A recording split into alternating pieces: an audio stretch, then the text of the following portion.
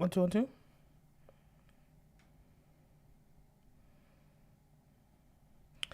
What up? That was technically that was an issue. Trying to get live. What's up, guys? Man, I gotta streamline my whole process. Yo, okay.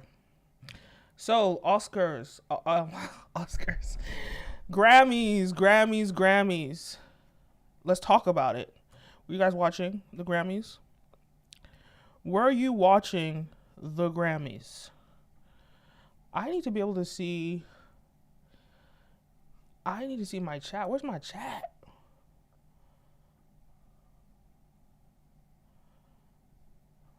Yo, it's not showing me my chat. But the Oscars, I want to get this going.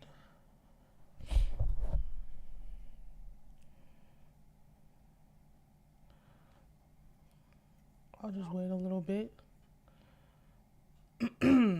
Oscars, man. Oh, I keep calling it Oscars, the Grammys. The Grammys. The Grammys. It was exciting today. It was highly entertaining. And we're going to talk about it.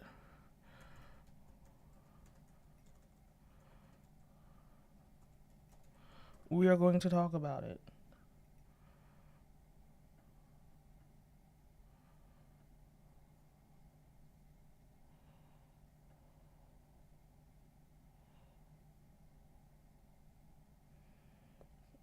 What's up? Jimmy Killer. Jimmy Killer. Who is or Jimmy Dance Killer, right? Team Queen B. Who's that? Beyonce? What's up?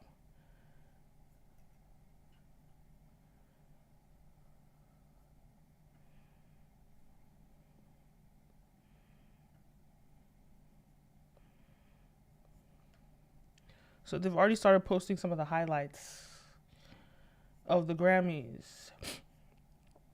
And we're going to talk about it. How do I get this showing on the screen? Oh yeah, Beyonce. She's the greatest. She is the greatest. Okay, so I want to start talking about it. Queen B, Beyonce. Love Beyonce. What's up, everybody? What is up? So I want to talk about the Grammys today. I want to talk about the Grammys. SZA, I mean, of course SZA was going to win. So some really great wins. Let's see a list of all the wins, right? Grammy wins. Let's see who won. Let's see all the wins. I know Grammy wins listed. I know Taylor won. I know SZA won. Tyler won.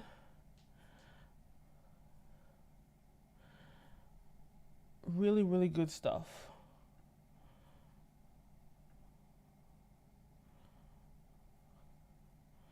You like some of the Taylor songs?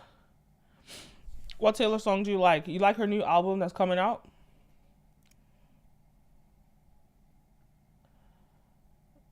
Okay, let me just get into this. Okay, I want to share my screen so you guys can see what I'm looking at. Is this accurate?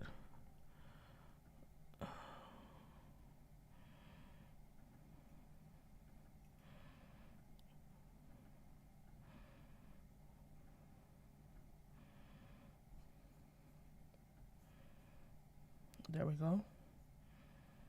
There we go. So Taylor won a lot of great wins. A lot of great wins. There you go. There you go.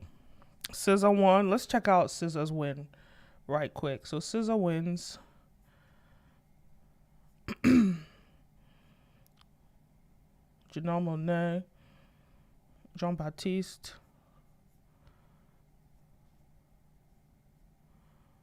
Taylor. Is that Ice Spice?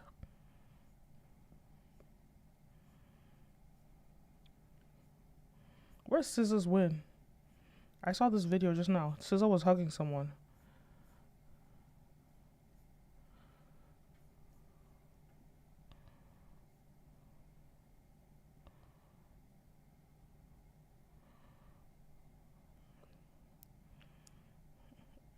But here's the thing about Taylor. So you like Bad Blood, you like Shake It Off.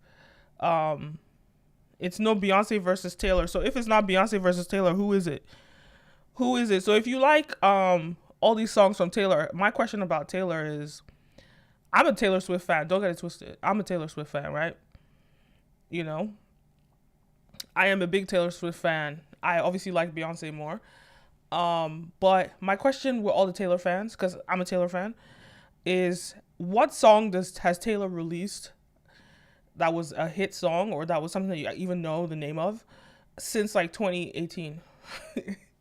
Like, I'm trying to understand how Taylor's winning all these awards and I don't know any of her songs. Y'all know like that are coming out now. This is what I'm talking. I'm not talking about Taylor Shake It Off, Bad Blood. We're not talking about that era of Taylor. We know that she dominated. I'm talking about the era of Taylor that is apparently being called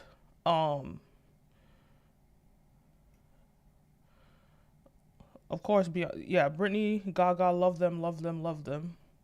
But this era of Taylor right now, that they're calling her Times Magazine Person of the Year last year, like, tell me which version of Taylor, which song of Taylor, what song has Taylor released since, okay, so let's check this out. Can you guys hear this?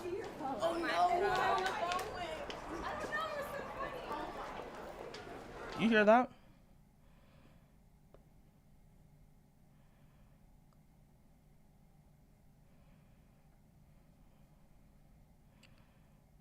Okay. I don't know what to do about my thing because I'm trying to get my chat to show, but it's not showing. Cancel. I don't know. It used to pop up. Anyway, okay. So Grammy wins. Who watched the Grammys? Did any of you guys watch the Grammys? What did you guys think? What are some highlight moments for you? This guy got arrested. What's his name? Somebody got arrested. Afrobeats is in the house and dominating. I mean, it was all together. It was, and I didn't catch Burna Boy's performance, but I can't wait to see it probably tomorrow when they drop it. Who else performed? Who else performed? They're not showing us any of the awards that people like. Wow. Okay, that's Lil Durk. I'm trying to see when SZA wins an award. Ice Spice. Let's check this out. Ice Spice. Remove 10 years of stains in 3 days with the new Colgate Optic White Comfort Fit LED.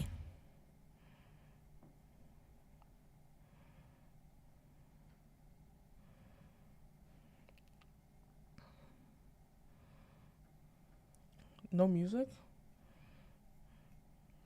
Okay, they're showing us all these celebrities. Yeah. Okay. Let me get into it. Let me get into the video. Grammys. I'm going to talk about the Grammys first. I'm going to talk about Tyla. Right? Tyla. She wins a Grammy. Her first Grammy. Who was she up against? She was up against Burna Boy. She was up against... Hold on. Tyla wins Grammy. No, she was up against... Not Burna Boy. Asake. She was up against... There she goes. And the Grammy goes to... Water. Tyla. Yeah, so she was up against Burna Boy, Davido, Ira Star, Asake, and she wins, which is epic. Can you guys hear this? Press type of 1 if you can hear it. Type of 1 if you can hear it.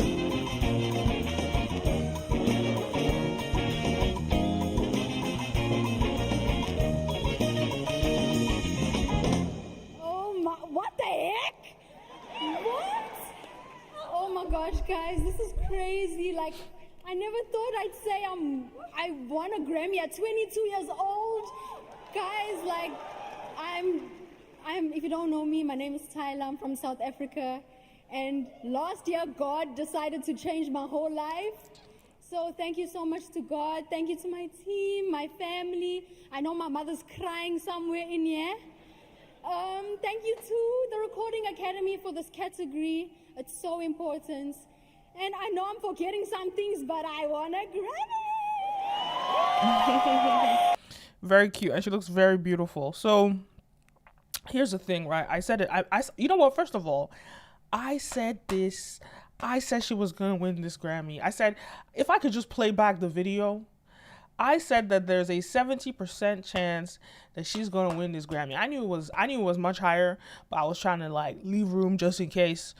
And let me tell you why. Let me explain why. The way Hollywood works, right? Tyler has shown promise. First of all, she fits into the Hollywood box aesthetically. She's stunning. She has an incredible voice, and she can dance. So she has all the ingredients, to let her win. And like, it's not like she can just dance. Like, I just realized that this girl can really dance, not just like the basic stuff. She can really dance. So she has these ingredients. She even looks like a Selena Gomez when Selena was younger, not Selena now. And it's inevitable. So I said in about June, I was like, Ira Star, I thought she was going to be the next one because, I didn't really know who Tyler was at the time. And I made the video because, I had heard that first song that they had together called Girl Next Door, but it wasn't substantial enough that you would know that Tyler, was about to get put on. And what was interesting was, when she did that, even though she was well known in South Africa, I got a lot of people were really upset when I said like she came out of obscurity, but she was known in South Africa. But let's face it, right? South Africa's population population. So you think she's pretty too? I'm seeing Jimmy Dance Killer. Yeah, you think she's pretty? Yeah. So here's the thing: South Africa's dance music population doesn't dictate or doesn't lead when it comes to popularity in music. But when it comes to bringing out stars, especially female stars, it's looking like South Africa has beat Nigeria. Let me take that, because Thames is pretty big. Thames is huge. Ira Star was on her way. I think Tyler has taken Ira Star's spot. The spot that I had reserved in the summertime, there was this opening. After Burna Boy has made his name. Now what will take Afrobeats to the next level was going to be a female act, because a female act has so much more power than a male act because of the super fandom that a female act has. When you think about the biggest stars, unless you're like a young heartthrob, and again, your audience are female, like young women, right? Those seem to be the most activated audience base when it comes to entertainment or music specifically. They seem to be the most engaged, like the young feminine, right? And so when you see Beyonce, when you see Taylor Swift, when you see all these people, Ariana Grande, Justin Bieber, they all captured female young women, right? And Burna Boy, as big as he is, and Davido, as big as they are, like, they're not capturing the 15 to 25-year-old, in the term, like, I mean that in the way of, like, super fan, like the heartthrob Justin Bieber type thing. The Chris Brown fans, they're not checking out, like, Burna Boy and Davido, right? So I could see that there was a gap in the market for this new type of superstar, and it really, in Afrobeats, it really was going to take a woman to do it. Because it either takes a really pretty boy to do it, and I think Rema could have been that. He's almost that. It's just that I don't think that the way he dresses kind of fits into that heartthrob. Even though he's very handsome in the face, just the way he styled himself, he doesn't fit into that heartthrob. So he's a very sort of like niche heartthrob. Like some people can see the beauty in him, but the general public isn't able to see it because of the way he dresses, I think, because of his style. But what I could see happening was Tyla and Ira Star, or I could see Ira Star emerging, because the real reason why I gave it to her is because there was nobody else. That's really what it was, right? There was no one else, and she had this opportunity. Ira Star. Yes, Tems was already solidified, but when it comes to that generic, like, pop star, Tems is more of like an indie, soulful, beautiful type star, like, a Sade, so she doesn't fit into that Beyonce, Rihanna sort of category. But yes, happy Black History Month. Happy Black History Month, yes. But Tyla fits into that. Ira Star fit into that. And so Ira had the opportunity. And I said, I think I gave her like 6 months. I gave her 6 months. I said, if she has about 6 months, I actually gave her a year. She has a year to fill that spot because she was emerging in the summer. But unfortunately for her, she already made the mistake before the summer when she did a collaboration with Tyla. Because when she did that collaboration with Tyla, she opened our eyes to somebody else. She opened our eyes to somebody else who, unfortunately, because of colorism and the issues that go on, she opened her eyes to someone that was light-skinned and who, like, based on Eurocentric beauty standards, fits more into the mold of what Hollywood wants to co-sign. And by doing that, she lost out. And in fact, I think she made several moves, if you ask me, that have prevented her from becoming a superstar. Like, Ira Star just released a music video. It's so crazy to me, right? Ira Star released a music video, right? What's going on? What's this? Oh, Billie Eilish. Ira Star released a music video recently, like 2 days ago, right? About 2 days ago. And that's really where she messed up, because this song, yeah, it's doing well now, but this song should have come out, it should have come out like 4 months ago. Damn, I need to get rid of these ads. Ugh. It should have come out 4 months ago or so. There we go. See the video? She has this new music video. It's a really good song. This song is going to take about a few weeks before it really pops. But if this video, this whole aesthetic came out in, I want to say September, when Water was coming out, or when Water was blowing and popping, if she came out then with this song, she could have done a little bit of damage and taken a little bit of attention off of Tyla. But she waited until the week of the Grammys to release this song. That's not how it works. Like, let me explain why sometimes, like, in life, if you miss your mark, you may never get that opportunity again. And that should be a lesson for everybody. The thing with Ira is that this opportunity that she's missed out on now, this opportunity could have been something that she could have used. This opportunity, okay.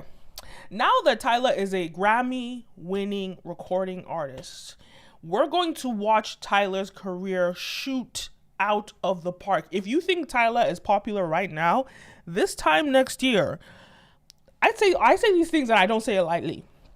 This time next year, Tyla, as long as she stays true to releasing like good music or good enough water level music, Tyla is going to be bigger than Burna Boy. Tyla is going to be the biggest act out of Africa. She's going to be this time next year, so long as the only thing she needs to do is stay consistent to what she's been doing, but release hits, she's going to be the biggest act out of Africa, hands down. She's going to surpass any, like, you're not even going to mention Burna Boy, any of those people. When it's at the Met Gala, she's going to be the one that everyone pays attention to, not anybody else. You saw in the Met Gala how they kind of like put Burna Boy and Thames to the side.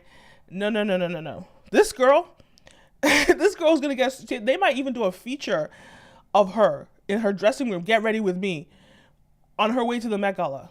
That's how big this girl's about to be. She's about to be huge. And because of that, typically the way the industry works traditionally, and these are the gatekeepers, they don't let two black people stay at the top. See how already they're trying to put Taylor Swift and Beyonce against each other? And I'm going to talk about that. They're trying to put Taylor Swift and Beyonce against each other already. That's what they've been doing with, well, that's what it's been looking like with Ira and Tyler. And I wonder if they have the same label. That's like, I know they, Ira is signed to Marvin in Nigeria, but when they come internationally, they have a different label represent them internationally. Like Rema has Virgin Music. I think Ira signed to Atlantic. And it actually makes me wonder if they are under the same label or under the same label conglomerate, and they had sort of like put the brakes on Ira to prevent her from releasing stuff because they wanted to push Tyler to be the face of Africa. That's what is, I don't know, but I say all this to say that Tyler is going to be huge. She's about to be massive. And unfortunately because of that, I don't think that Ira, one thing about Ira is that Nigeria is never going to ignore her. We're always going to champion her, right? But she's going to be, I think Ira has the potential to be like as big as Thames here, maybe even as big as Burna Boy. But I don't think right now she's going to be as big as what Tyler is about to be. I think Tyler is about to be huge. And honestly, that person would have been Ira. Because like I get a lot of behind the scenes stuff. Someone said, you forgot Rihanna, she a billionaire and she on top. Yeah, I mean, she's a billionaire not because of her music industry, not because of her, well, yes, her career helped her get there, but she became a billionaire because she started selling her products, right? We're going to talk about that. We're going to talk about products and the difference between products and music and marketing and understanding those things. But let me just finish off with Ira and Tyler, and I'm kind of sad because I would have liked to see it be a Nigerian, because if Tyler making it and putting her style is not Afrobeats. Her style is I'm a pop, but it's very Western, right? So there's no real representation of Afrobeats or African music having somebody like Tyler, her music. And because like the thing is that for you to really do Afrobeats well, you kind of have to be West African to do it. And so my whole thing with like the reason why it was important that Ira blew and stepped into this spot that now Tyler doesn't fulfill, now Tyler does fulfill, is because Hollywood gets rid of genres very quickly. Traditionally, Hollywood, like when you look at reggae, when you look at reggaeton, they got like 4 years in the mainstream and then they were ignored. And so when you look at it, I guess you could say we just got our first category for the Grammys, so that could insinuate that we're not going anywhere. And I wonder if there's a Caribbean act. Does the Grammy have a Caribbean act category? Let me Google that right now. Does the Grammys have a Caribbean category? So it doesn't. That speaks volumes. That speaks the fact that the Grammys has an Afrobeats category, music genre, reggae. This category recognized. Oh no, it does. They do have a reggae category. Yeah. So the Grammys has a reggae category. Yeah. So, but reggae is not at the forefront right now. You know. So yes, we have a Grammy category, but it doesn't mean that it's gonna stay popular. You know. And so my whole mentality was that as long as Ira with Afrobeats, Ira stepped into that position and became this superstar, like a Rihanna level. I don't think anybody is going to be like Beyonce, Rihanna anymore, or Taylor Swift. They're from a different era. But at least Doja Cat big, if Ira was going to be that big, she would have blown. But it seems as though I don't think she's going to get there, because there's a lot of things that she has missed, a lot of opportunities that she has missed in what she's doing. And because of that, I think she missed out when she made the mistake. The first mistake she made was doing that collaboration with Tyler, I think. Second mistake she made was not releasing music fast enough. Like, she just really, she did a lot of collaborations, but not streamlining and releasing music and releasing an album. And then the last mistake that she made is, not getting, not even releasing this song, months ago, when the window was open and waiting for her.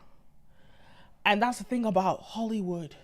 You get one window sometimes and it never comes back. Sometimes some people are lucky and they get a second chance. Like Usher has gotten a second chance. Like, people get second chances. And who knows, something could happen for Ira in the last minute. Something could happen for her that makes her huge. But we'll have to wait and see. Who knows? But what it looks like right now, Ira, I just don't think Ira is... I think it's Tyler. And that's scary because it doesn't feel as though Afrobeats is going to be doing... we have no real thing that's keeping us here. Apart from, we do have streaming. So there's one side of it where it's traditional gatekeepers and they sort of control the media landscape in America and the rest of the world. What the culture, they kind of set the trend for the rest of the world. But then you have consumer behavior, and the consumers always win. You're never going to stop having a lot of streams coming out of Africa, right? Us Nigerians, everybody in Africa, the 1.2 billion people in Africa and the diaspora, we're going to stream Afrobeats no matter what. So it's not going to be ignored. But what I'm talking about is right now it's mainstream. It's front center stage. And my question is, how long is this going to last?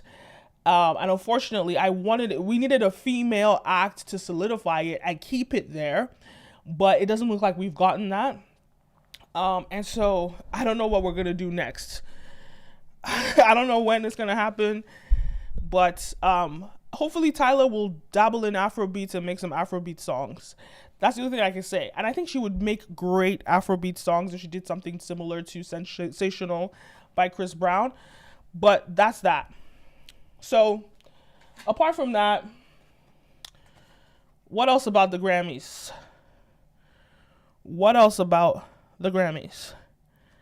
There's Beyonce and Taylor Swift. So Taylor Swift announces her new album. Let me see. Taylor Swift Grammys.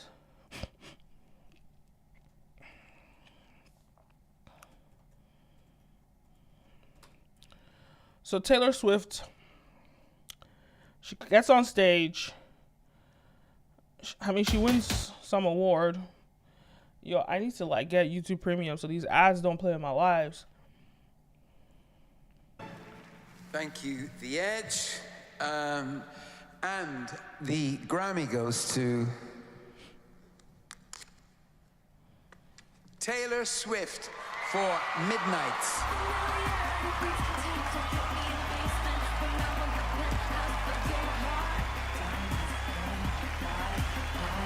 So that's the thing about, I love Taylor, but I don't even know this song. Do people even listen? Does anybody even know this song? It's so crazy and confusing to me when people say that Taylor Swift is like bigger than Beyonce in 2024 when, like, I mean, unless you're a Taylor fan, you probably don't know this song. I mean, gone are the days when things were inescapable. Music was inescapable. Pop, there was one center stage for what was popular. Today, like, because of algorithms, because of the way social media works, it's like, I don't get Taylor Swift on my timeline, apart from when they're talking about Beyonce. I don't get Taylor Swift on my timeline anymore. And I especially don't get her music on my timeline. And I'm a Taylor Swift fan. I just didn't like her 2012-20 album. I stopped liking her music in about, I think the last album of hers that I enjoyed was 2019. It was 2019.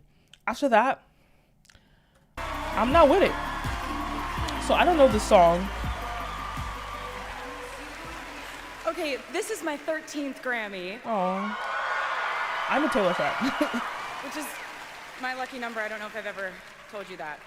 I want to say thank you to the members of the Recording Academy for voting this way.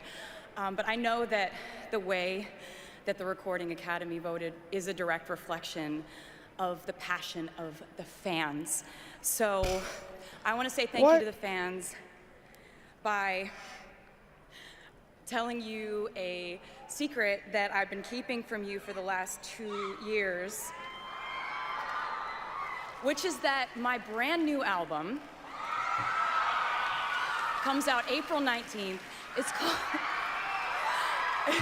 It's called The Tortured Poets Department. I'm gonna go and post the cover right now backstage. Thank you, I love you, thank you. Yeah. I mean, love Taylor though. Oh, Jay-Z won something? Is that Blue Ivy? Yo, these ads, man, they gotta stop. Thank you very much. Aww. She's tall. I used to say this is a sippy cup for Blue. But Blue's grown up now. She doesn't take sippy cups, and she has her own Grammys. First of all, thanks to Dr. Dre, who said he in the house. He's somewhere. Oh, there he is. Andre Young, thank you, sir.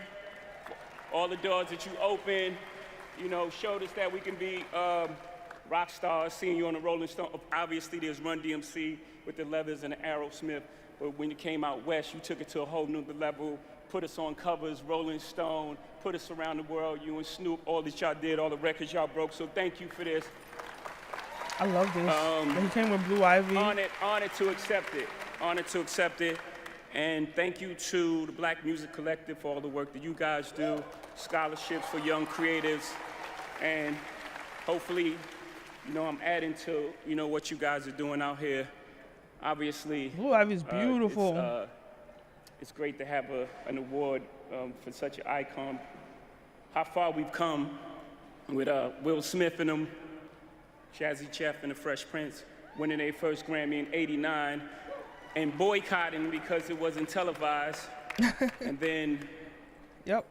I was gonna mention that. that. The hotel and watch the Grammys. I didn't even understand what the. It wasn't a great boycott. We're here. But then, '98, I took a page out of their book. I was nominated for the Best Rap Album, and DMX had dropped 2 albums that year. They both were #1. Shout out to DMX. And he wasn't nominated at all. So I boycotted, and I watched the Grammys. That's funny. I'm just saying, we want y'all to get it right. We love y'all. We love y'all. We love y'all. We want y'all to get it right. At least get it close to right. And obviously it's subjective. Y'all don't gotta clap at everything. Obviously, Except Blue Ivy looks like Beyonce. She really does. Obviously it's subjective because actually looks like her daddy too. It's music and it's opinion based. But you know, some things, you know, I don't want to embarrass this young lady, but she has more Grammys than everyone and never won Album of the Year. So even by your own metrics, that doesn't work. Think about that. Well, Beyonce? Most Grammys, never won Album of the Year. That doesn't work.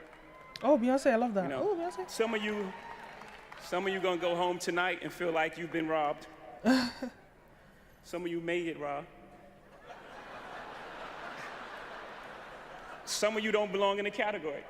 Ooh, damn. Oh, no, that was it. No, when I get nervous, I tell the truth. But outside of that, we gotta keep showing up. And forget the Grammys for a second, just in life. As my daughter sits and stares at me nervous as I am. Just in life, you gotta keep showing up. Just keep showing up. Yo. Forget the Grammys, you gotta keep showing I love up.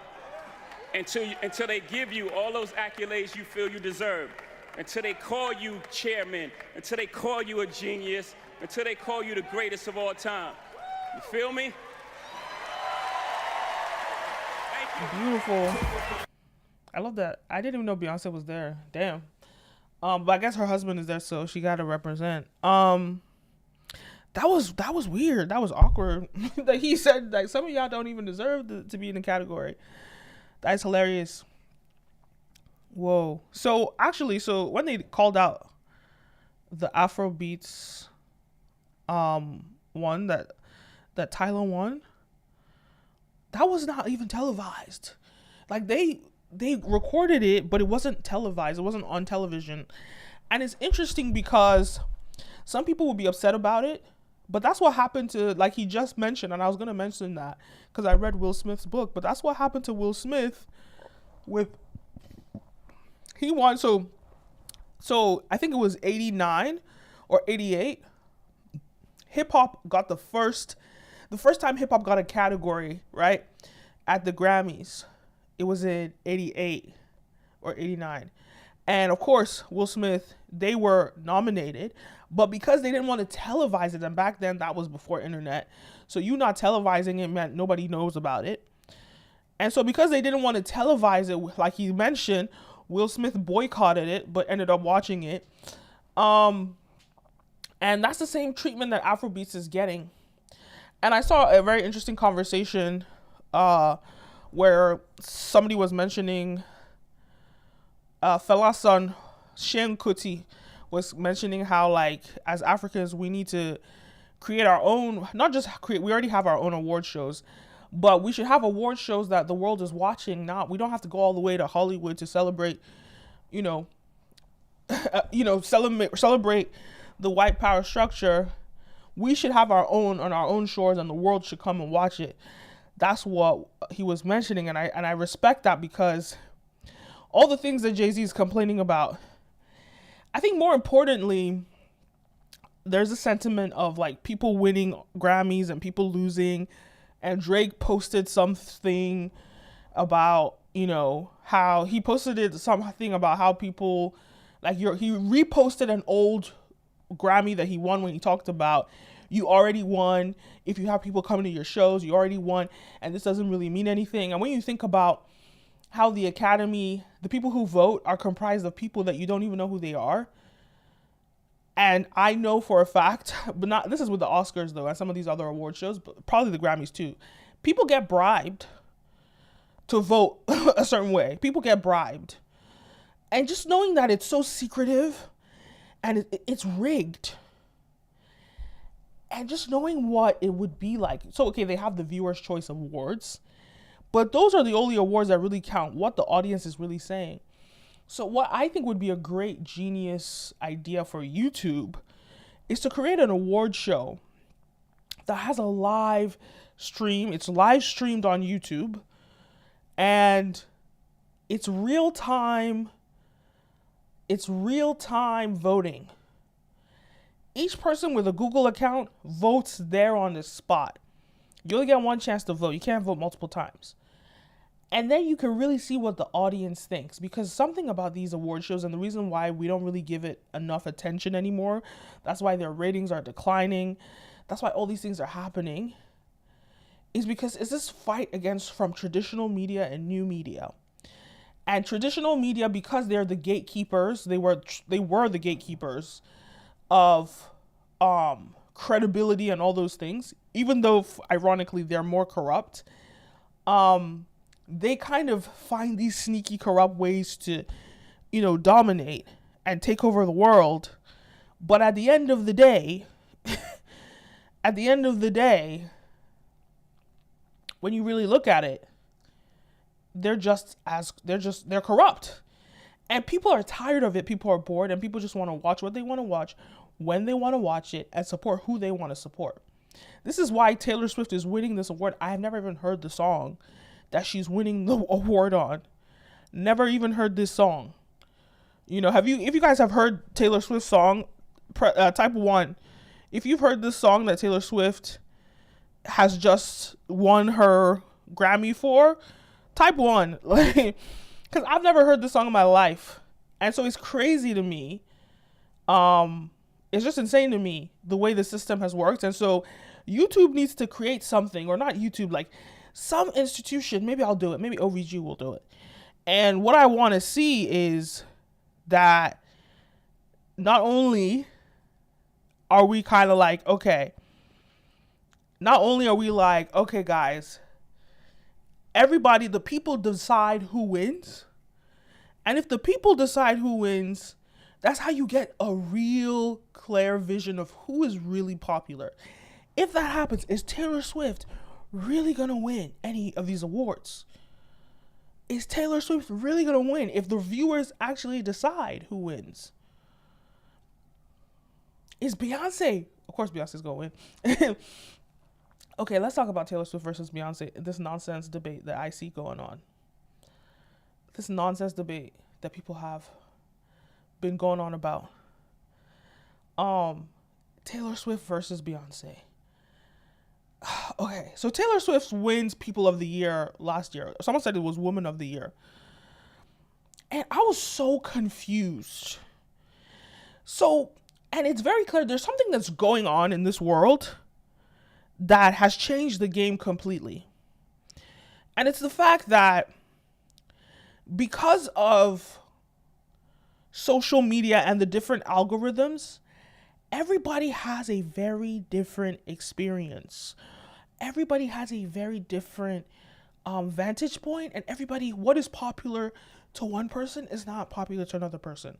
And I say all that to say, like in 2015, 2016, 2017, back in the day, Taylor Swift, you could objectively say that Taylor Swift was super popular.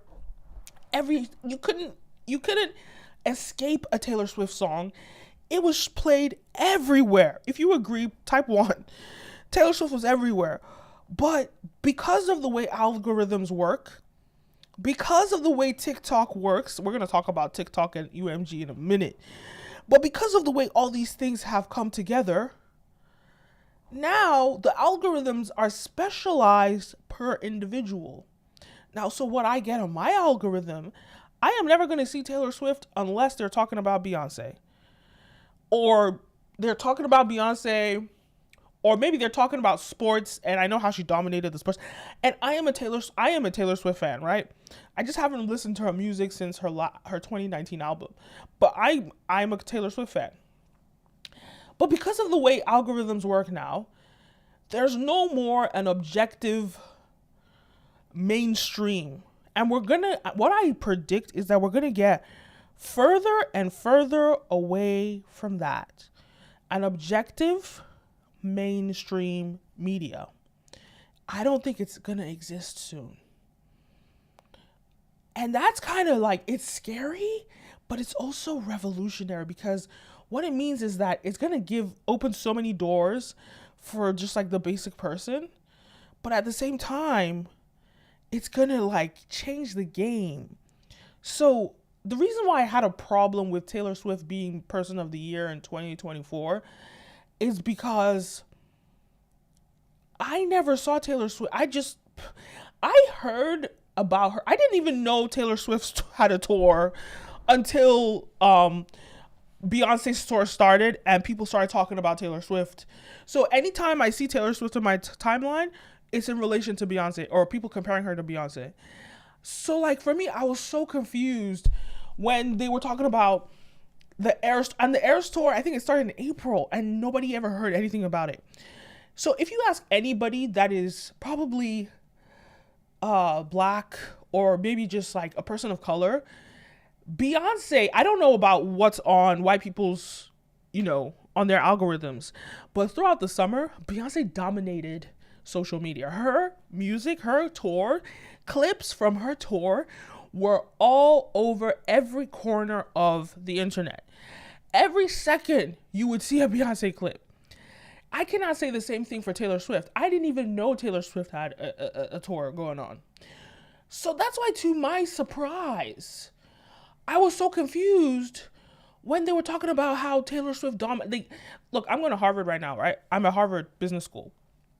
And in one of our exams, or one of our textbooks, right? There was a segment that were talking about selling tickets, right? Whether it was concerts, selling tickets, it was my economics course. We were talking about selling tickets. Why was Taylor Swift written in Harvard Business School's in my class in the textbook? Or it wasn't a textbook because like these days we don't have textbooks anymore, right? But why was Taylor Swift written in that and Beyonce was not? When in reality, at least in my reality, what I see in my algorithm, I don't hear about Taylor Swift at all. Taylor Swift does not exist in my algorithm, right? Unless you're talking about Beyonce. So for me to see Taylor Swift get Person of the Year, I'm very, very confused. I don't even know how that's even possible. And so that's the part that's crazy to me, because I'm not saying that Taylor Swift isn't big. I'm not saying anything like that. I'm just saying, what I'm really just trying to conclude and say is that the world is changing. Before, they were able to push people on us, and no matter what, you couldn't escape them. But today in 2024, you could be the biggest star in the world, and people will never know your music. Maybe they'll hear about you, but they'll not know your music. And that's what I think is going on with Taylor Swift, because I don't know one song in this new Taylor Swift album, but I know I know all the Beyonce songs in her entire album. So that's why I was shocked to see that Taylor Swift was Person of the Year over Beyonce. And then that's how you know that, like, people are distancing themselves from the heavily gatekept traditional media run, because nobody really respects anything they say anymore. And somebody put it best, this journalist put it best. Not only did they disrespect people in the new media space because they saw them as a threat, so they would always disrespect YouTubers, disrespect bloggers, disrespect anybody creating in the new media space, until we eventually, because we were putting them out of money. So they still kind of maintain this artificial hierarchy over, popular media. But the truth is, because of the way of the internet, and now traditional media is getting less and less power. Not just traditional media, traditional industries, traditional entertainment is getting less and less popular, less and less wealthy. And as their money dries up, as their money runs out, they are losing the grasp of it. And that's really what's happening, and that's what's really fascinating. Because when that happens, there is no longer going to be a central curator of cool, a central curator of popularity. That soon will no longer exist. I think it already doesn't exist. I think the future is now. What we see now is a prediction of what is going to be mainstream in 5 years. And I'm telling you today, Taylor Swift, back like 5 years ago, I could not escape one Taylor Swift song. Today, in 2024, I don't know one Taylor Swift song that has been released since 2019. That is 5 years. Yet they're claiming that Taylor Swift is the biggest star in the world. I love Taylor, by the way. Don't get it twisted like I'm trying to hate on Taylor. I'm not hating on Taylor. I'm a big Taylor Swift fan.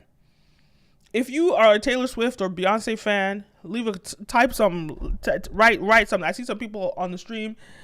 Tell me something. Are you a big Taylor Swift fan? Are you a big Beyonce fan? Let me know. So that's what's really interesting to me. The changing media landscape.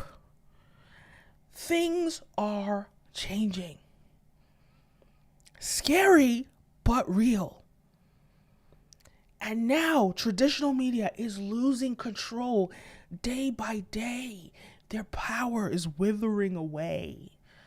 Holding on. And because of what? Because of the nature of our media industry. Because in the internet, everything is free. So they can no longer, first of all, they hoarded, okay, the way traditional media works is you make money from ad dollars, right? So what happened traditionally was, I went to this conference in 2013. And in 2013, I went to, it's called MIP TV. It was the biggest TV conference in the world, right? Biggest TV licensing conference. So I go to this conference and they're like, guys, it's 2013. We know that all the eyeballs are on the internet, but the ad dollars are not on the internet. This is 11 years ago. The ad dollars are not on the internet. What are we going to do about it? What can we do about this? We have to force the ad dollars on the internet. Back then, the way it was like there was this elusiveness of television. Television would sort of claim that, it's prestigious for your brand to put an advert on our platforms. It's prestigious for you to do that. And therefore, you have to pay. Back then, they were charging like $100,000 an ad, $1 million an ad. Things are, depending on if it's prime time. But what is the ROI on that spend? But when the internet came out, originally, it was like you could see the metrics of the internet. You could see every click. You could see the click-through rate. You could see the engagement rate. You could see everything. And because of that, well, these metrics, this lack of elusiveness made companies say, well, we want to gatekeep a little bit. We don't want to give you too much money. We'll give you just the amount of money that we need to give you. That's it. But something happened, I want to say, that was like 2013, right? I want to say around like 2015, there was this like surge of influencers that came on. There was a surge of influencers, right? That started just sort of like becoming mainstream. All the mainstream media just could not ignore them anymore. It was like the Jenna Marbles, all these people. So CNN, all these people, they started making these articles about these influencers, and they started doing these brand partnerships. And it was like, okay, finally traditional media is acknowledging, it's like 2015, it's acknowledging the impact of the influencer. We didn't even call it influencer back then. We just called them YouTubers. We didn't really have a name for it back then. We weren't like influencers, or did we? I don't remember. But vaguely, it was like almost like the term just got coined. But I guess they started selling products at the time. And they were, people were seeing lucrative, income that was coming out of them. And so once that happened, it was kind of this thing where people were like, okay, we have to start putting more and more ad dollars on the internet. And that's when Facebook ads were cheap. Instagram ads were cheap. All these people started doing these ads. Twitter started launching its ad platform. Hulu, all of these things, right? And it was still cheap then because the metrics are visible. Long story short, I think about 2020 is when that money finally released and predominantly came online, because 2020 was a disruptive year and it changed the whole game. It changed the whole landscape. And I say all this to say that change in direction, that change in landscape was so essential because it gave the power to the people that are content creators. It gave the power to us. And what I'm trying to say is that now that we look at the media landscape, they're all going out of business. People that are doing streaming, right? The Disneys, all the people that have traditional television, because they kept the money. They controlled the narrative back then and they kept the money. And I think with TikTok, because YouTube, it was still, even though you're a YouTuber, it was hard for you to really be a popular YouTuber. But when 2020 came And TikTok made I remember watching the CEO of Musical.ly at the time talking about what he wanted to do with Musical.ly, which became TikTok, was that he wanted to create a creator middle class. He wanted to make it so that anybody could go viral. Anybody could have access to this. And TikTok changing the game in that way gave so many more people, like honestly, pre-2020, there were probably, I want to say, I don't know how many, like actual popular influencers with over 100K followers. Not that many. But today, I want to say there are probably millions of people with over 50,000 followers today because of just the change, what TikTok did. It just opened up the gates. And once they saw, like right now, I think majority of the money is off of television. So once they saw that, the money just came here. So now the television doesn't have the money anymore. And streaming, these companies are struggling with streaming. They're not going out of business, but they're going bankrupt. They're not making the hundreds of billions of dollars that they used to make. And now they're kind of like holding on to the last bit of control that they have. Because at the end of the day, they've created this illusion that they are the gatekeepers of prestige. So they still own things like the Academy, the Grammys. They still own things like the Oscars. They still own these traditional institutions. And I think very soon we're going to see something completely disrupt it and shatter it. These Grammys, I kid you not, I don't watch any award shows. Normally, I find out about award shows like the Monday after the award show. Like, I don't even typically know, but something about this award, I think because there were Afrobeats acts, and Nigeria has been making a lot of noise and they've been throwing a lot of Grammy parties in Nigeria and in the US. A lot of Nigerians flew all the way to Los Angeles. Because of that, that's why I paid attention to the Grammys this year. Normally, I don't even watch it. And it's just not what the red carpet was. Remember, like in maybe 2010, what it was like watching like the red carpet, live at the red carpet. Because social media now gives us more access to celebrities, we don't care anymore what they're doing on the red carpet. And because of social media, now there's so many more celebrities than there've ever been before, from different categories, from just not even just influencers, socialites, just so many different categories of celebrities. We don't really care about I'm going to make a video about how film stars are no longer going to be famous. I'm going to make a video, but stay tuned for that. But I say all that to say it's an interesting dynamic. It's an interesting change in the landscape. But now we have to understand that the hands of power have shifted. And it's interesting to me because the people who have the real power, the Mark Zuckerbergs, the TikTok CEO, the YouTube owners, what's his name? These guys, they are so silent and passive, and they don't want to upset anybody. They're just, the Elon Musk, maybe Elon Musk is upsetting people, but the rest of them are not trying to piss anybody off. Because they could really F shit up if they wanted to, but they don't want to. And I say all that to say, I go back to my point that the Grammys are obsolete. And I love that finally they brought the red carpet of they did that ages ago, but I wonder why they don't make the Grammys live on YouTube. I know why, because they make a lot of money keeping it on Paramount. But no one's gonna care, no one's gonna watch it, and it's gonna die out. And so YouTube or Spotify, one of these streaming companies, Apple Music, they need to create their own Grammys. And they need to create a platform where their subscribers vote. That's what it needs to be. It can't even just be like YouTube. It could be YouTube. YouTube has YouTube Music, so it could be YouTube. But it needs to be a streaming platform like Spotify. One of these people, one of these streaming platforms. And if they do that, it will change the game.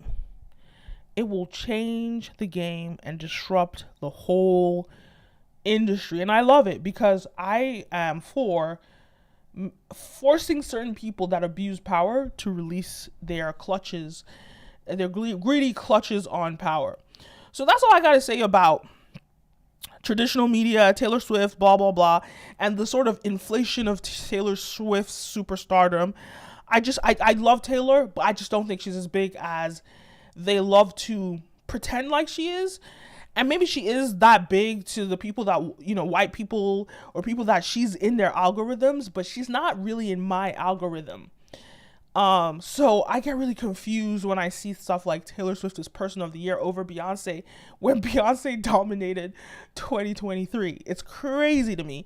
And that's why we have put less importance on traditional media and their takes and their views and their, you know, all these magazines gonna die out. They keep doing these things and they lose more and more respect. And it's you know what's really interesting to me? It almost reminds me of the YouTube Rewind. Do you guys remember the YouTube Rewind? Every year they would make this video, YouTube Rewind, and it would be like all the best creators of the time. And they actually stopped doing it in 2020 because it used to be so disliked. It used to be so, people hated it. And because it was not inclusive. And because of now, the creator economy is so much bigger. Think about it. In the 50s or 60s, only like a couple hundred, maybe like less than 100 people. Okay, a couple hundred people could be in the limelight. And that door just keeps opening and opening and opening to the effect that today it's millions of people that are in the limelight today, right? Millions of people in the limelight today. And now that this is the case, you can't, when there are 50 people in the same space and you only give one person the recognition, you're going to lose respect. So I think all of these sort of like accolades, they're almost going to disappear soon too, or people are just not going to care about accolades anymore and awards, because how can you say that Taylor Swift is Person of the Year in 2020, whatever, because she's important to white people, and then everybody else who didn't even like see anything that has to do with Taylor Swift is confused. And Beyonce outperformed her, outsold her. Like Beyonce sold, I think, over 500 million more than Taylor Swift. Taylor Swift's tour got to $1 billion or something. And Beyonce's got to like 2.5. So the idea that you don't even understand that Beyonce's tour was so much more impactful than Taylor Swift. But you're still putting Taylor Swift on a, like the audience, the consumers have told you that Beyonce is a bigger, better star and more loved by the general public. But you choose that you want to ignore that because she outsold her. You choose that you want to ignore that, and you're going to get the second best because she's white. That's how much, like, and it's not like only black people go to Beyonce's shows. Everybody consumes Beyonce. Presidents went to Beyonce's concerts. I don't even think Donald Trump went to Taylor Swift. And I'm not coming for Taylor Swift, but I just want to point out the fact that when you do this, you make people lose respect. So we need to focus on viewers' choice, community choice.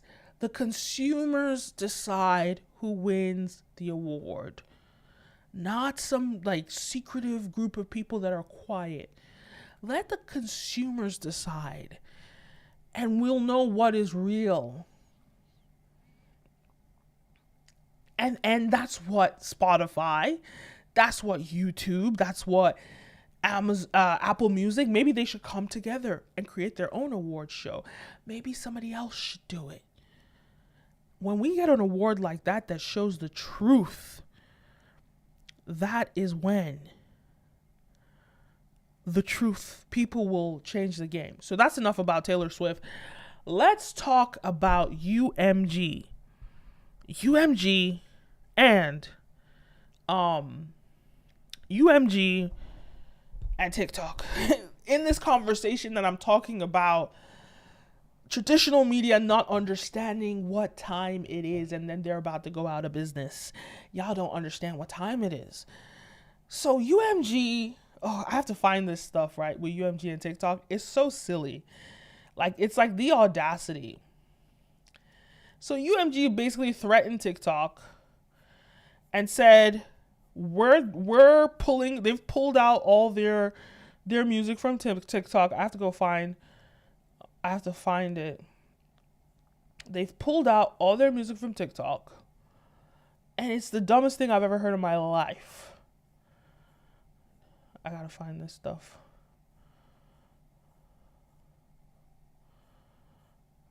I send myself so much stuff.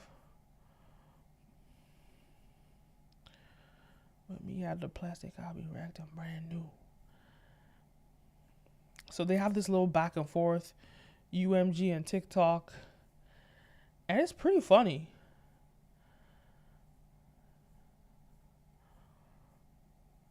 And where is this? It's pretty funny. How am I gonna find this? Oh, there we go. Found it.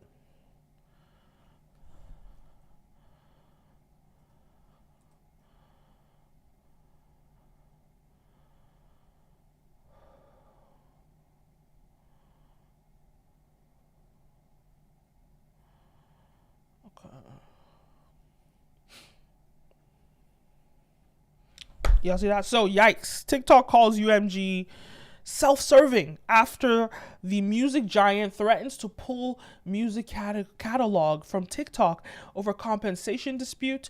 Could include music from Drake, J. Cole, SZA, and more. And actually, they did go ahead and pull it. This was reported 4 days ago, but they actually ended up pulling it. So this is a portion of UMG's letter to TikTok with respect to the issue of artist and songwriter compensation. TikTok proposed paying our artists and songwriters at a rate that is a fraction of the rate that similarly situated major social media platforms pay. Today, as an indication of how little TikTok compensates artists and songwriters, despite its massive and growing user base, rapidly rising advertising revenue, and increasing reliance on music-based content, TikTok accounts for only 1% of our total revenue. Ultimately, TikTok is trying to build a music-based business without paying fair value for the music. And then TikTok comes and they respond. Statement in response to Universal Music Group. It is sad and disappointing that Universal Music Group has put their own greed. This is crazy. This is like two, rivals retweeting and going after each other on Twitter. So hold on. Has put their own greed above the interests of their artists and songwriters, despite Universal's false narrative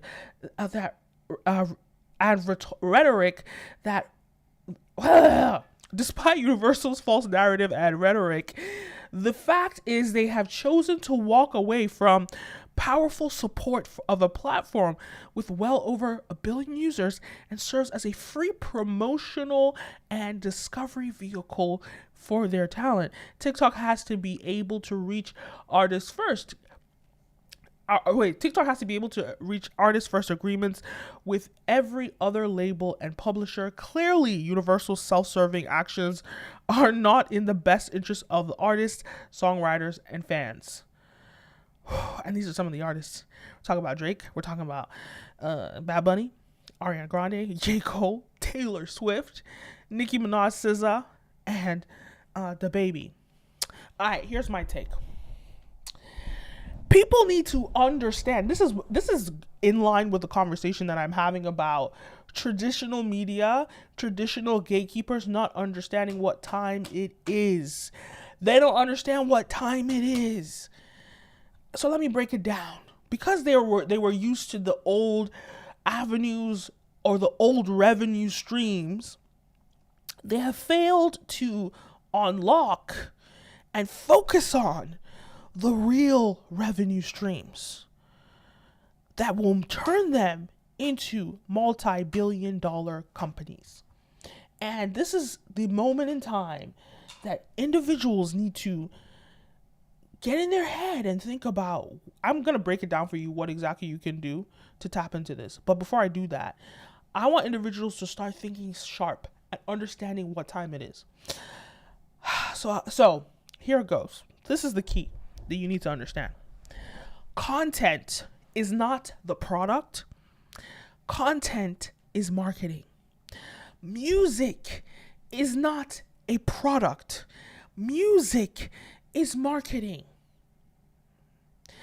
This happened with music in 20 years ago.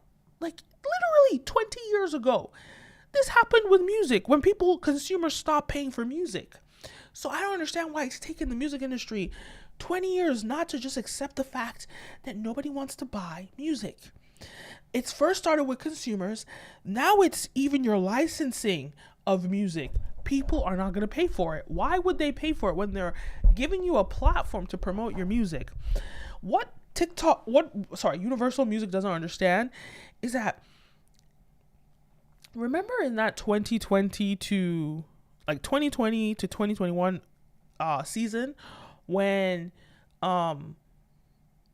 basically 2020 to 2021 season, basically these guys, independent artists were just blowing up on TikTok. Did you notice that hasn't really happened anymore? Like the quantity, the velocity of independent artists just going viral on TikTok. It hasn't happened anymore because the labels outbid for those spaces. The labels pushed for their artists to get the attention. Now all of a sudden, it's Nicki Minaj going viral, it's Kanye West, it's Beyonce going viral. They took all those spots on TikTok because TikTok is a vehicle that will make you famous. And no, not Instagram Reels. Instagram Reels, basically TikTok sets the trend and every other social media platform follows suit. So if you don't have TikTok pushing what is the next hot song, Instagram's not going to post it. Instagram's not going to push it. And neither is YouTube. So now we're not going to discover Drake's, just the way that I was talking about Taylor Swift and the fact that I haven't even heard a Taylor Swift song in her latest album since 2020. I haven't heard any of her music. She didn't go viral on TikTok. So I have never heard a Taylor Swift song since 2020. And that's what's going to happen to the rest of these UMG artists, including Drake. And I know people can't believe that Drake is not going to be popular anymore. At least his music, his brand is going to be popular. And that's what the problem is. People are conflating brand popularity with music popularity. If you do this, Drake is not going to be known for his music anymore. If you do this, you have to think about Nicki Minaj. Nicki Minaj's whole album relied on TikTok to make her go viral. High heels on my tippy. SZA. All of these artists, without TikTok, nobody will know their music anymore. So Universal Music needs to understand, in fact, they should pay TikTok. They need to be paying TikTok for the popularity of their artists so that they can leverage that and create other sales. And soon TikTok is going to start charging. Now they charge. There's like a push that happens and, a marketing push. Right now, the money doesn't go to TikTok per se. Right now, it goes to influencers who push songs, right? Big influencers push songs. But soon, TikTok should start charging these labels. I don't think it's ever going to happen. But that's what I'm trying to get at is like TikTok doesn't understand the value that's being created by, not TikTok, UMG doesn't understand the value that's being created by TikTok's platform. TikTok decides what songs are going to be hot. That's where TikTok is. And that might not be the case in 10, 15 years from now, but it's the case today. So you're going to have to play by their rules. And it's so understandable why they just They were like, whatever. They're not gonna play your game, and they're even gonna disrespect you because they don't even see you as a customer. They are doing you a favor. And to me, it's just so entertaining to watch people. It's a thing about people, right? People can't take the abuse that they give other people. This is the same exploitation and abuse, and I wouldn't even call it exploitation, but this is the level of the power that these labels used to have and the gatekeeping abilities that they had. It was how they used to abuse power on artists before, and they no longer have that anymore. They can no longer do that anymore. Now TikTok is doing it to them, and now all of a sudden they're upset. And they want to, you know, they have their panties in a twist. So it's really interesting watching what's gonna happen. And I saw a video from this artist that was talking about how, like, she's an independent artist and she doesn't want to get a label. Why would anybody get a label if you're an artist? Guys, you need to get my artist starter kit. I'm gonna put the link in the description of this video once I leave the video up. But you have to get my artist starter kit because I break down for you why you don't need a label deal. In 2024, you really don't. All you need to do is get a loan. You can get a bank loan.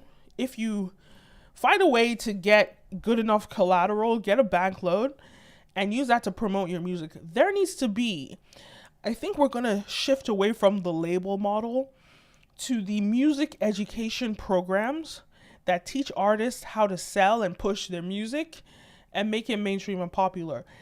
That is where I think if I was a label owner, that's what I would focus on. Instead of trying to gatekeep, like generate revenue from selling music, you need to understand that, or you need to focus on the creator middle class. Because if you create a course and you sell it for $1,000 a piece, even if 500, think about how much UMG would make if they just created a school of music for the everyday creative, everyday musician. Opening that door for the creator middle class, or so the musician middle class, which is going to happen more and more, and teaching them how we made Beyonce, how we made, they should make a masterclass type thing. That's where the new money is. That's where the new opportunity is, not in these old school, traditional routes that you've done. That's not how it's going to work anymore. Content is not the product. It is marketing. So you need to understand that, okay, the music industry had to understand this before, but they found other revenue streams primarily through tours, merchandise, all these things. And then they were still getting money from licensing. But now, when you're dealing with these social media platforms, licensing is getting cheaper and cheaper every day. As there are more content creators using your music, they're paying less and less for it. Even YouTube has like a whole sort of like music library for creators. And some songs we get for free, and we can use popular songs. Some of them are free. Some of them are like $1. Like a whole Kanye West song, I could put it on my YouTube video for like $1. So the game is changing, and it's just crazy to me that UMG is not aware of this. UMG is not accepting this. And it's wild. It is wild that that's the case. Oh, you guys can see my whole chat. It's wild that that's the case. What else was I going to talk about?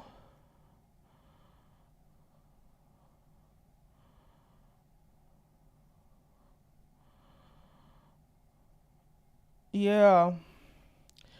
I think that's everything that I said I was going to talk about.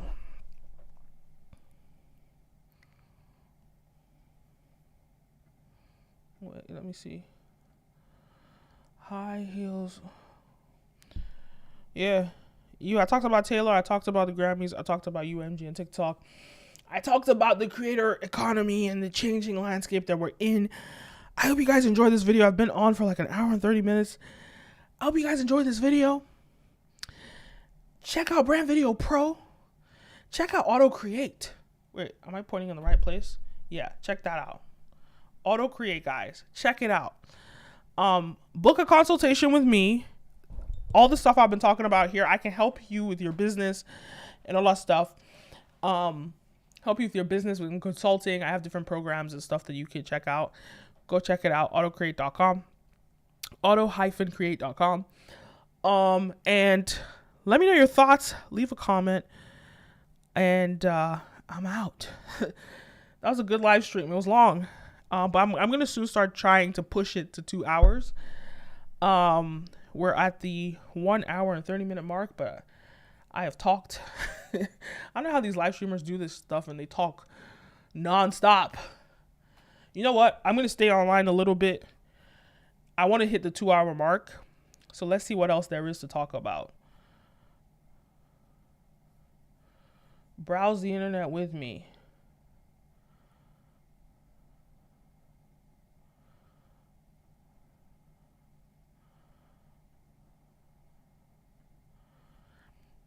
Browse the internet with me. Alright, let me show you my internet. Let's see more Grammy stuff. Maybe some performances will come up by now. Every time Jay-Z talks, people are like ready to listen. When did Beyonce's album? How come Beyonce was? I guess her album wasn't out, and Jay-Z was nominated. Of course, she celebrated and supported him. So Trevor Noah, you know they replaced Trevor Noah though. They replaced Trevor Noah.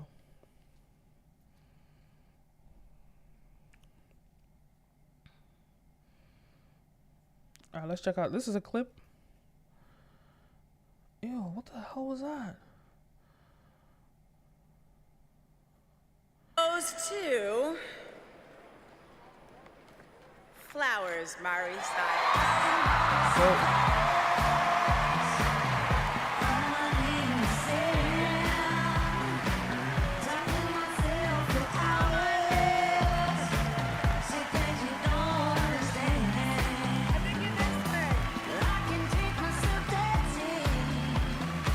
It's crazy. Like when I talk about this stuff, like this song was huge. I actually heard this song, but Miley not so much. Like I feel like the brand of Miley, at least in my timeline, I don't hear about her.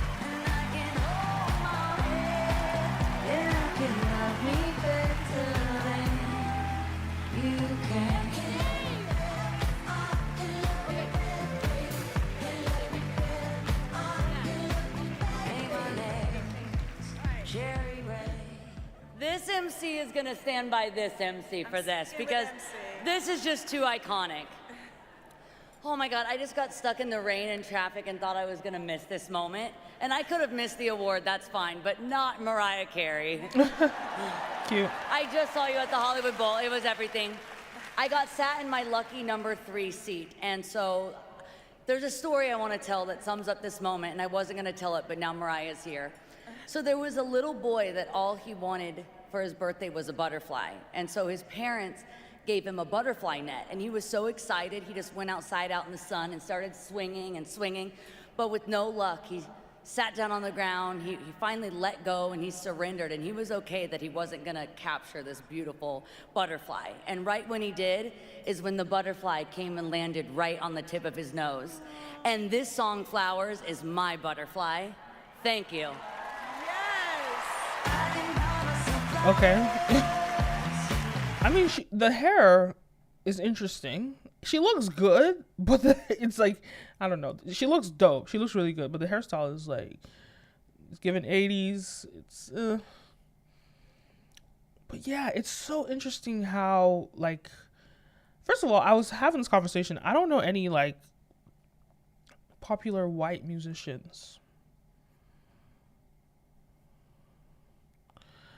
Apart from like, okay, like any of like, I've noticed like, it's almost like we hear about through the Shade Room, Hollywood Unlocked and all that stuff. We hear about so many black entertainers all the time, but I like, again, algorithms, right? In my algorithm, I hear about other people too, but they're not in music, right? Or they're not in entertainment. They're in like maybe politics, you know, YouTube influencers and stuff like that. But I feel like I have no idea outside of like the black community like, I was just like looking at I was looking at E-News to see like who is popular now in like outside of the Black community. And it's like, I was like, there's no one. When you look at E-News, when you look at, what's it called? E-News, TMZ, it's just like, it's, okay, I guess like athletes and stuff like that. It's so interesting how our algorithms change our perspective, or it's just like, it's catered to us, but we really are not, there's no more a singular decision of who is popular anymore. Doesn't exist anymore. 21 Savage, that was so funny what he did to Aiden Ross. That was hilarious. Yeah, so in my video, I'm going to talk about how, I want to say, since like all the popular white celebrities have been famous for over a decade. So they are from the more traditional era of gate-kept music or entertainment. And like when you think about it, the last like sort of like opening was like 2017, where people like Dua Lipa were let in. And yeah. And the only reason why I know about maybe like a Jack Harlow is because he kind of infiltrated the Black community. But it's gonna be an interesting conversation anyway. At least in my realm, I don't see any popular like non-Black celebrities anymore. Just my algorithms. It's so interesting. Okay, there's nothing else to talk about on this Grammy stuff. Guys, I am going to call it quits. Thank you guys for watching. Leave a comment down below. Don't forget to like, follow, subscribe, all the above. You're watching Pram Video Pro, and I'm your host, Kenim. I'll see you next time.